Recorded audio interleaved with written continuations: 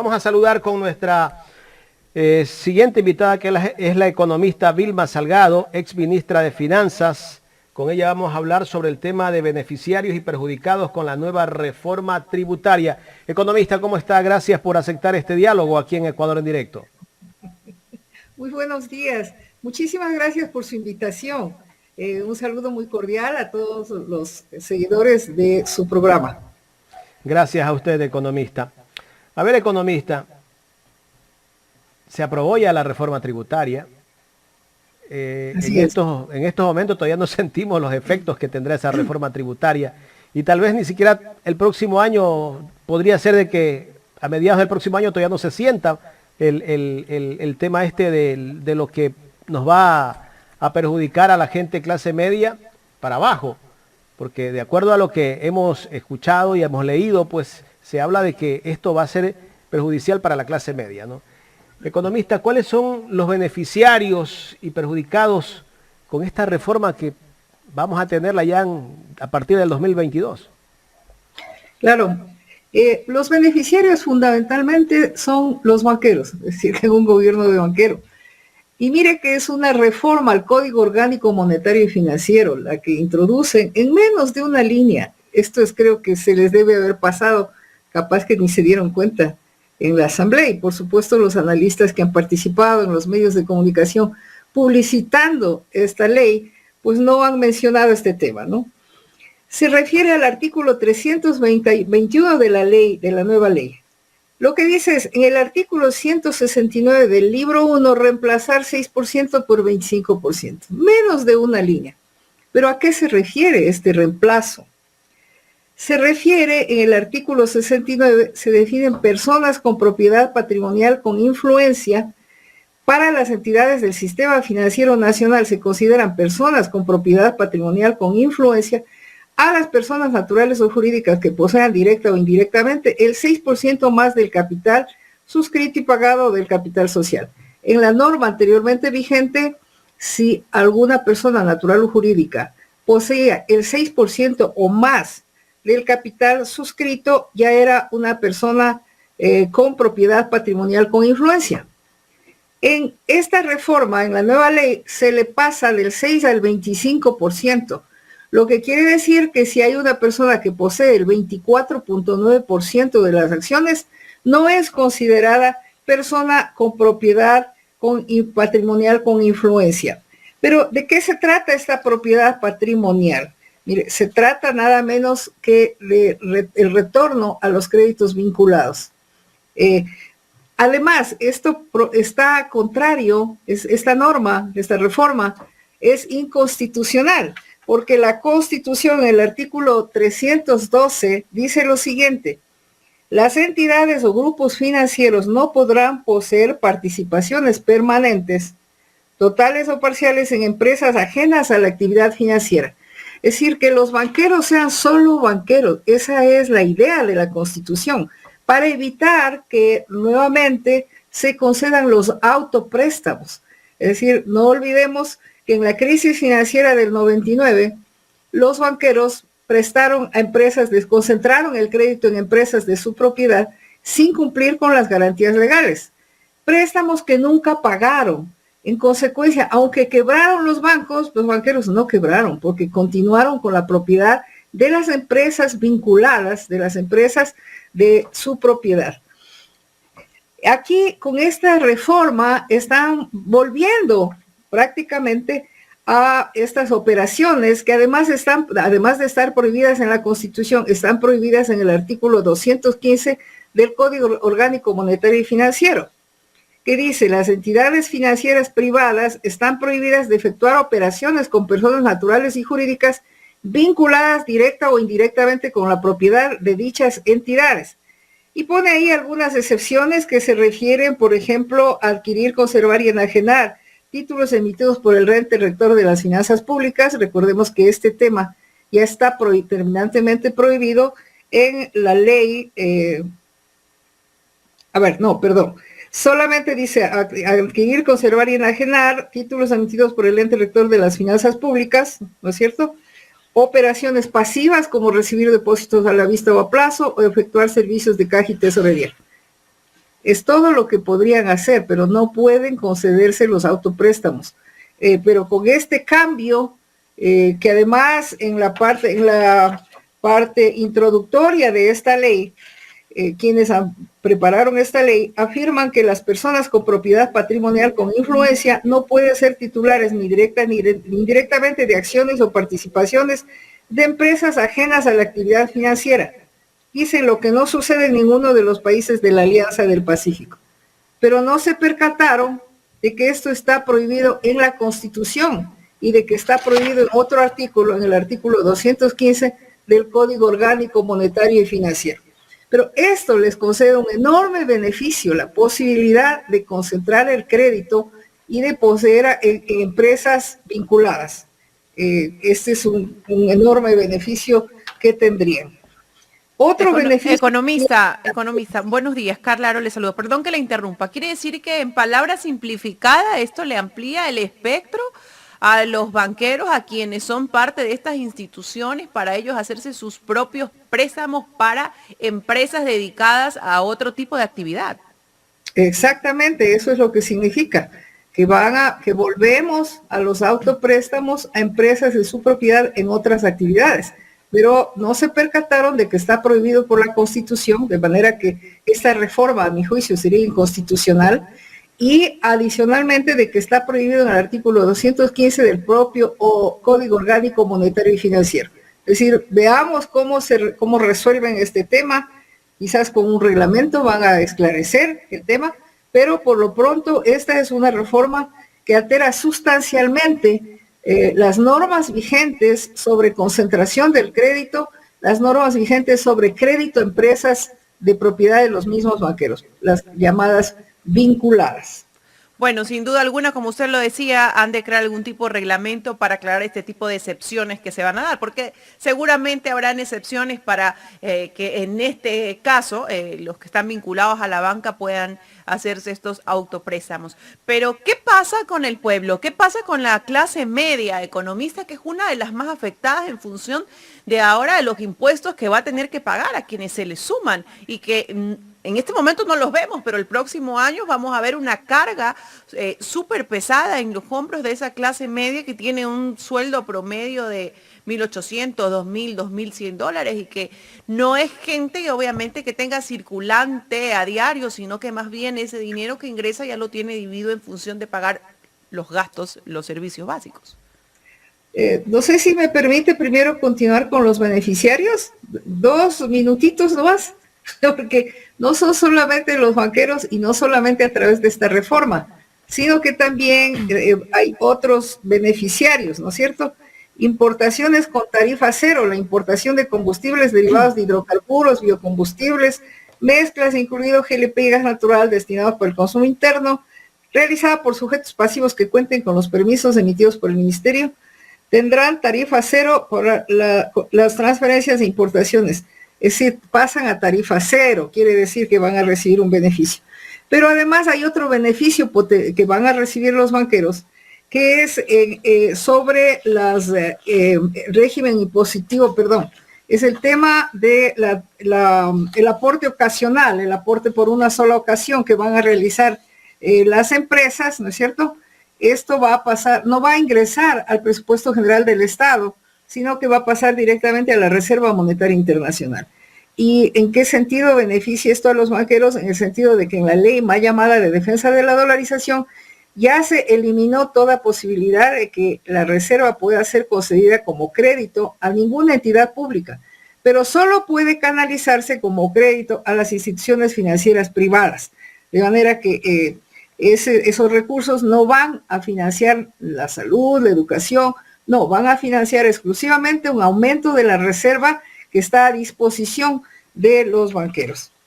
Otros grandes beneficiarios de esta ley son también quienes van a ser beneficiados con las remisiones de intereses, multas y recargos.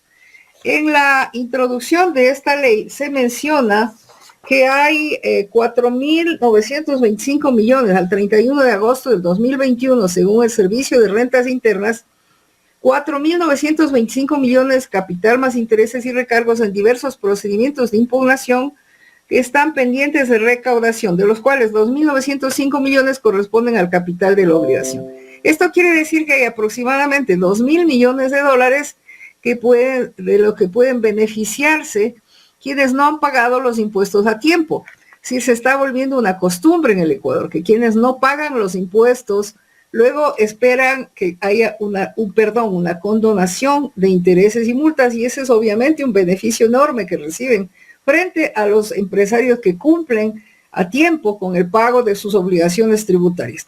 Y aquí sí quiero resaltar el hecho de que el beneficio potencial ascendería a más de 2.000 millones de dólares, que es una cifra superior al total de lo que el gobierno espera recaudar con esta ley, que son 1.900 millones de dólares. Entonces, un beneficio no despreciable de alrededor de 2.000 millones de dólares, quienes se acojan a esas remisiones de intereses, multas y recargos. Hay otros grandes beneficiarios que realmente es algo que realmente llama la atención, ¿no? En el libro tercero se habla del régimen impositivo voluntario único y temporal para la regularización de activos en el exterior.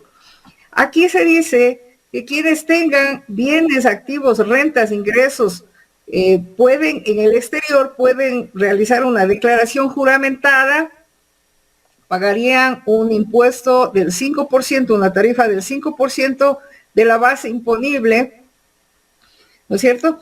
Pero, ¿cuál es el beneficio para estos sujetos? Dicen, no se iniciarán respecto de los sujetos pasivos que se acojan al régimen impositivo previsto en el presente libro, procesos de investigación penal por delitos de enriquecimiento privado no justificado, defraudación tributaria ni defraudación aduanera establecidos en el Código Orgánico Integral Penal. Es decir, y además van a estar protegidos porque dice que esta declaración juramentada tiene carácter reservada y no podrá ser divulgada por el Servicio de Rentas Internas. Es decir, aquí quienes han cometido este tipo de delitos quedan estos delitos legalizados, y es sorprendente con qué criterios eligieron estos delitos y no otros, o es que tal vez ya conocen los autores de esta ley. Estos son los delitos que cometen quienes tienen activos fuera del territorio nacional. El asunto es que además quienes hagan esta declaración juramentada no tienen la obligación de retornar esos recursos al país.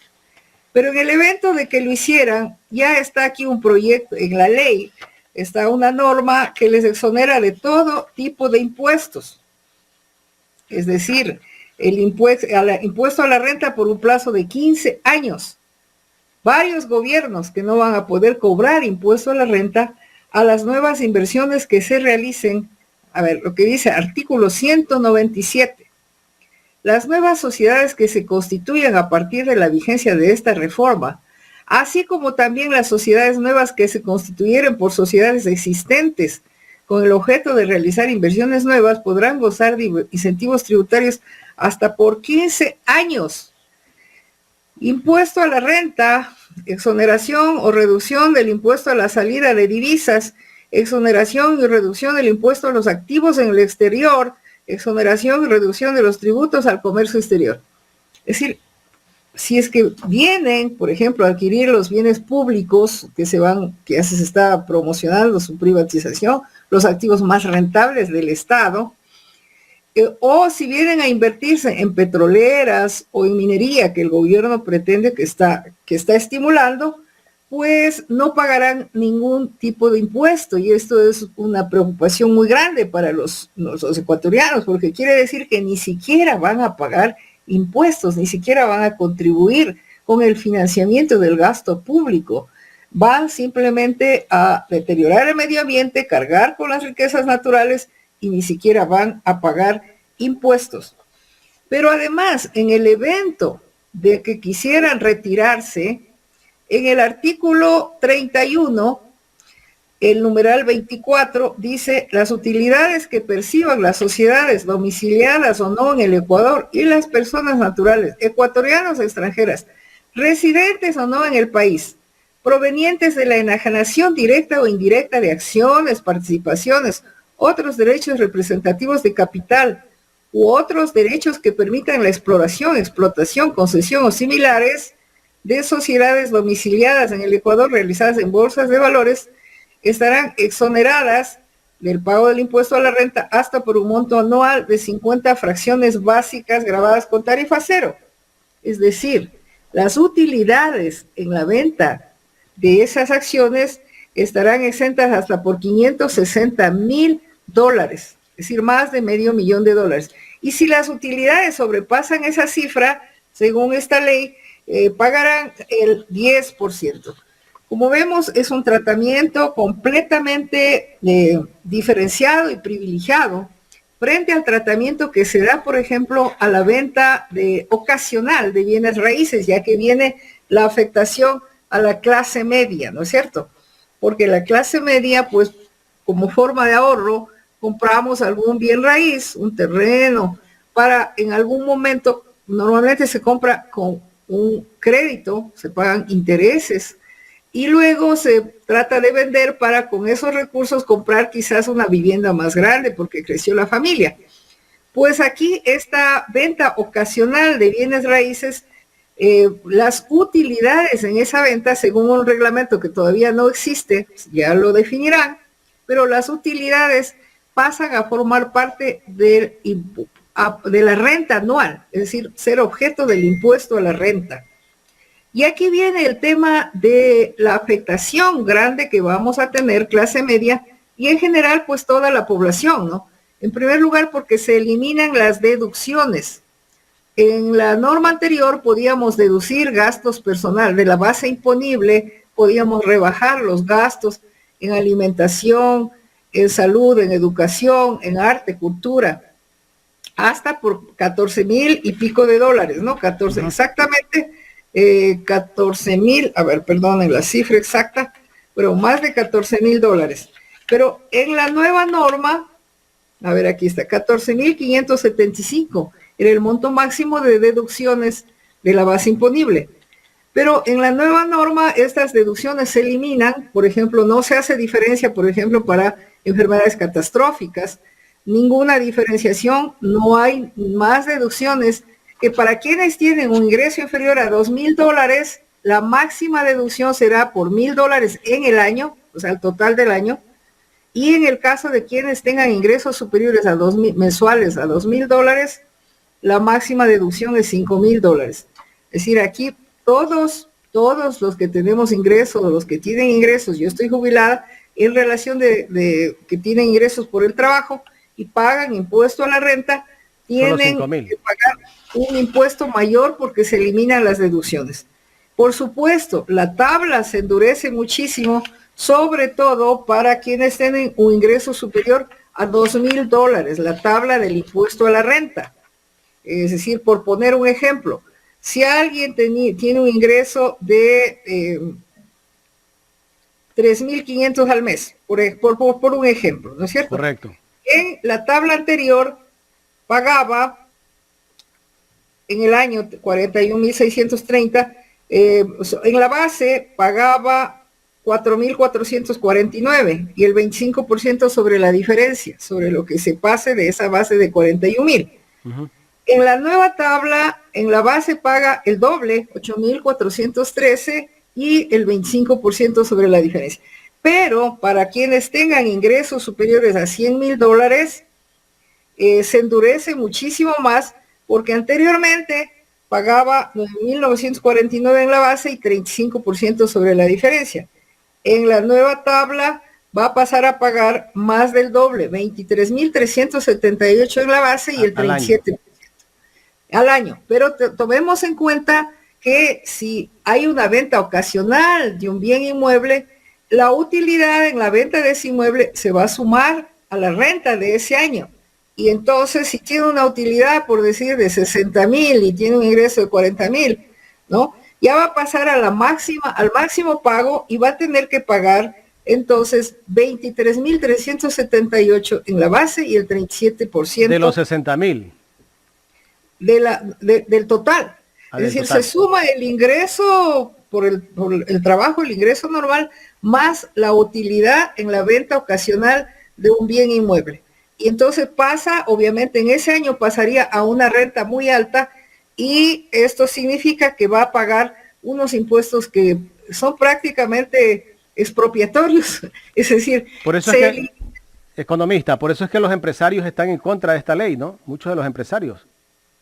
es decir, el problema aquí es que se está cobrando un impuesto al patrimonio. Patrimonio son los activos menos los pasivos. El impuesto al patrimonio, pero el patrimonio, y parecería $5 millones para una empresa un patrimonio importante, pero no lo es.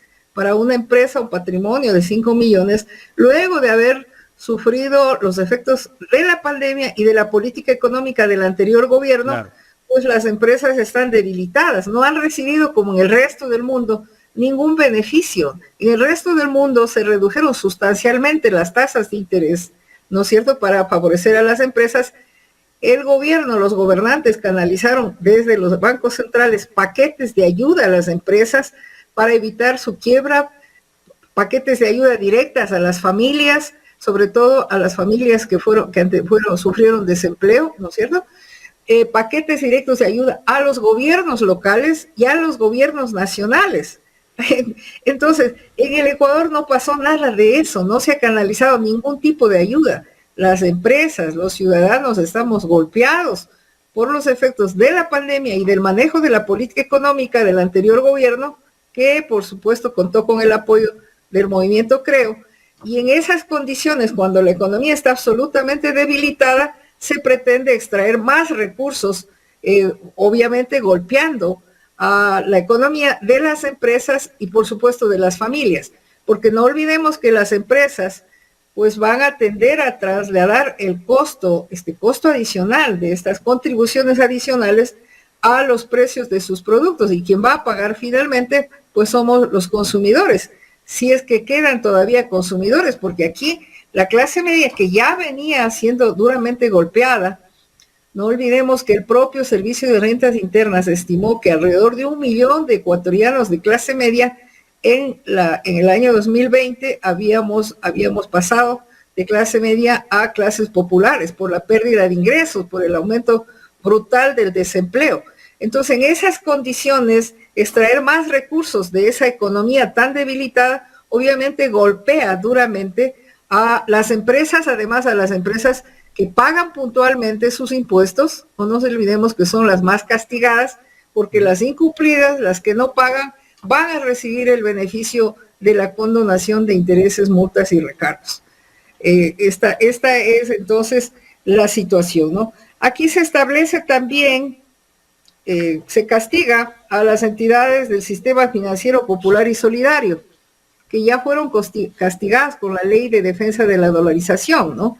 En esa ley se les ponía normas de patrimonio técnico y otras similares a las de los bancos, pero las cooperativas pequeñas no pueden cumplir con esos estándares. Y por esa razón la Constitución establece un tratamiento diferenciado para favorecer a estas entidades.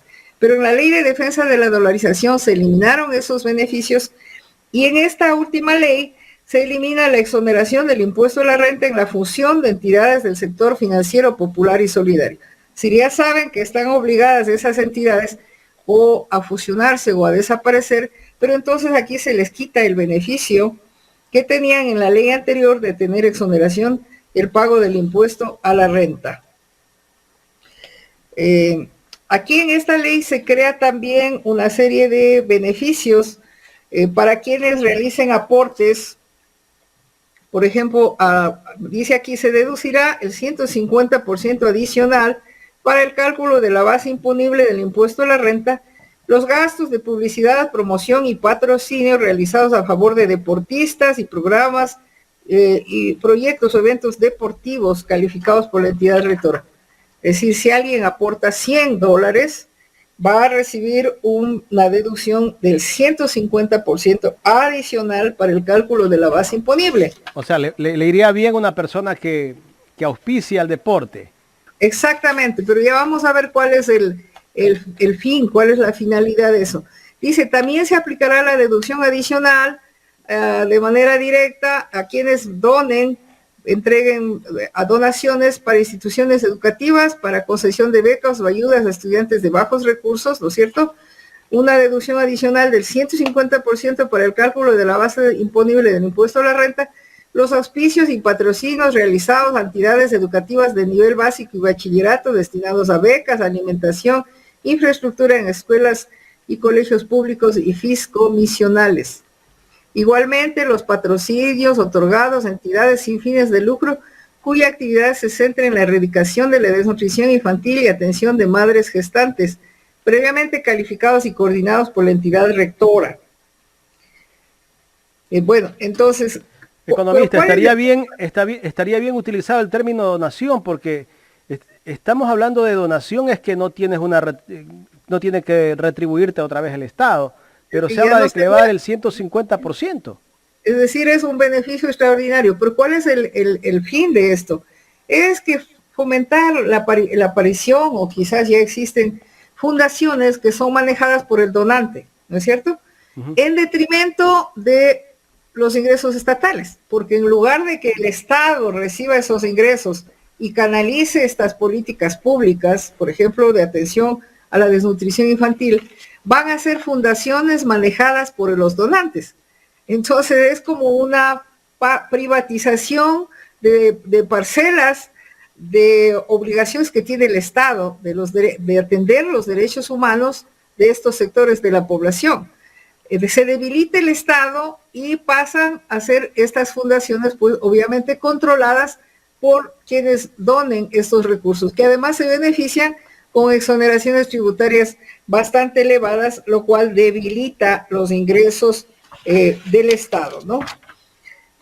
También dice aquí, los gastos por organización y patrocinio de eventos artísticos y culturales se exoneran hasta un 100% adicional.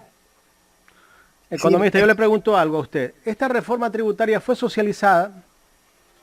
Esta reforma tributaria prácticamente no fue discutida porque fue con carácter de económico urgente a la Asamblea, y todo lo que escuchamos en los medios de comunicación fue publicidad. Hasta hoy el gobierno sigue haciendo publicidad. Toda la publicidad fue a favor de la reforma tributaria del gobierno. Totalmente a favor, y el ministro sigue diciendo que esta reforma favorece a los más desprotegidos, pero no vemos cómo. Claro, en este momento ya están diciendo que para combatir la desnutrición infantil tienen que privatizar el Banco del Pacífico. Es decir, toman como rehenes a los niños desnutridos, que el Ecuador tiene una situación y no sería mejor que la utilidad del Banco del Pacífico vaya destinada a combatir la desnutrición infantil. Es decir, si el gobierno realmente... Porque el banco genera casi 100 millones de dólares, 80 millones de dólares al año de utilidad. El banco, claro, es el más rentable, por eso le interesa al sector privado, que pase a manos del sector privado. Pero si el gobierno realmente hubiera tenido interés desde el inicio en esta oferta de campaña, que fue el combate a la desnutrición infantil, podría haber utilizado los alrededor de $1.000 millones que no estaban presupuestados, que procedieron del Fondo Monetario Internacional, de esa emisión extraordinaria de derechos especiales de giro que se realizó por $650 millones, que era una emisión para atender a todos los países del mundo. ¿Y en qué se utilizó eso? Por la pandemia. Lo que hizo el presidente es pasar directamente a la Reserva Monetaria Internacional. Es decir, mientras el pueblo no tiene dinero. Imagínense la barbaridad. Y esto es importante que el pueblo se dé cuenta, ¿no? Unos recursos que no estaban presupuestados, que son un recurso extraordinario que no se sabía si el fondo va o no a aprobar. Si de pronto es aprobado y el Ecuador recibe alrededor de $1.000 millones que los pasa directamente a la Reserva Monetaria Internacional. ¿Qué es la Reserva Monetaria Internacional? En esa reserva, en este momento hay alrededor de $7.700 millones depositados. Y recordemos que esa reserva, primero el Banco Central la tiene que depositar en instrumentos seguros. Entonces, ¿a dónde van a parar? Van a parar a papeles del Tesoro norteamericano, es decir, son prestados a los Estados Unidos casi a cero interés y sin condiciones, mientras el gobernante va y se arrodilla ante el Fondo Monetario Internacional para pedirle préstamos que son desembolsados de a centavo y con condiciones durísimas, como todas las que estamos viendo. Esta propia ley está incluida dentro de las condiciones de los acuerdos con el Fondo Monetario Internacional, porque el Fondo Monetario Internacional defiende los intereses de los países acreedores, de los países que le financian. Es una burocracia internacional que está financiada básicamente con sueldos de oro, ¿no es cierto? Una burocracia dorada, cuyas remuneraciones y utilidades se financian con las cuotas. La cuota más grande es de los del gobierno de los Estados Unidos, que tiene derecho a veto en el Fondo Monetario Internacional. Entonces, el Fondo Monetario Internacional coincide con el interés de los banqueros de que se aumente la Reserva Monetaria Internacional, porque esos fondos van a parar en el Departamento del Tesoro. Y los banqueros, en cambio, se benefician porque potencialmente pueden recurrir a esos recursos que están en la Reserva Monetaria. Son los únicos que pueden tener acceso a créditos de esos fondos, porque en la última ley que se reformó el anterior gobierno, en el marco de los acuerdos con el Fondo Monetario, ¿no es cierto?, se prohíbe al Banco Central que canalice ni un centavo de crédito a las entidades públicas, ni siquiera en el caso de una calamidad. Por ejemplo, en el tema de la salud, como en este momento estamos los ecuatorianos sufriendo por efectos de la pandemia y de la reducción del gasto público, que también es acordada con el Fondo Monetario Internacional. Entonces vemos cómo los intereses del gobierno norteamericano, representados por el Fondo Monetario Internacional, y los intereses de los banqueros coinciden, y por eso es que pues firman acuerdos en los que golpean al conjunto del pueblo ecuatoriano, en esta última ley, a empresarios cumplidos, ¿no?, a clase media sobre todo, pero en general a toda la población, porque las empresas, que muchas no van a estar en capacidad de cumplir con ese pago, y también personas naturales, porque es muy distinto el patrimonio de las utilidades. Es decir, una empresa puede tener una deuda alta, si no se han bajado las tasas de interés, puede tener un patrimonio que parece grande, pero si tiene condiciones en que no hay mercado, no hay ventas, como ha pasado, hay un estancamiento de la economía, entonces la situación de la empresa puede ser muy complicada para además extraer recursos y pagar una contribución extraordinaria en plena crisis, cuando aún no se ha superado la crisis económica y cuando los gobiernos no han hecho en el Ecuador absolutamente nada para impulsar la reactivación productiva, ¿no? Excepto quizás el tema de las vacunas, en la que contribuyó pues toda la sociedad para que se logre ese objetivo de vacunar a la mayor parte de la población, y que hay que reconocer que ha sido una política exitosa. Economista, justamente con esa reforma tributaria el gobierno hablaba de que iba a haber incentivos para las empresas y de esa forma pues ellos podrían ampliarse y así generar más empleo. Efectivamente, de acuerdo a lo que yo le escucho, hay incentivos para ciertas empresas, pero no es que vaya a ayudar directamente a una reactivación económica. Hay incentivos para las nuevas inversiones, ¿no es cierto? Para las nuevas inversiones, el incentivo es de que no van a tener que pagar ningún tipo de impuestos durante los próximos 15 años. Beneficio que no podrá ser cambiado por otros gobiernos, porque el gobierno regresó ya al Centro Internacional de Arreglo de Diferencias, al CIADI, y las empresas tienden a quejarse en el CIADI, a demandar al Estado en el CIADI, y en ese centro los jueces fallan sistemáticamente a favor de las empresas y en contra de los estados. De manera que cualquier otro gobierno no podrá fácilmente cambiar estos beneficios extraordinarios a las nuevas inversiones. Aquí hay también un tratamiento diferenciado entre las empresas que ya están operando en el mercado, que no reciben ese beneficio, y las nuevas inversiones que recibirán estos beneficios. ¿Podríamos de pronto decir que ese era el hilo conductor, economista, del ingreso al CIADI para que concuerde con la reforma tributaria? Y bueno, probablemente esas inversiones, como usted acaba de decir, que vengan, quizás sean de la misma línea de los banqueros. Entonces ahí ya se va cerrando el círculo. Es decir, se va entendiendo perfectamente que todas estas reformas estaban ya perfectamente diseñadas, seguramente en ese think tank, en ese centro de neoliberales que estaba financiada por los banqueros y por el movimiento Creo, ¿no es cierto? Porque está clarísimo que lo que pretenden es transformarle primero al Ecuador en un paraíso fiscal, porque se están eliminando todo tipo de impuestos para las nuevas inversiones. Y aquí un tratamiento discriminatorio con las empresas que ya han invertido en el Ecuador, porque estas no van a ser objeto de esos beneficios tributarios, y por el contrario van a tener que pagar una contribución excepcional por 2 años, que golpea obviamente su situación financiera.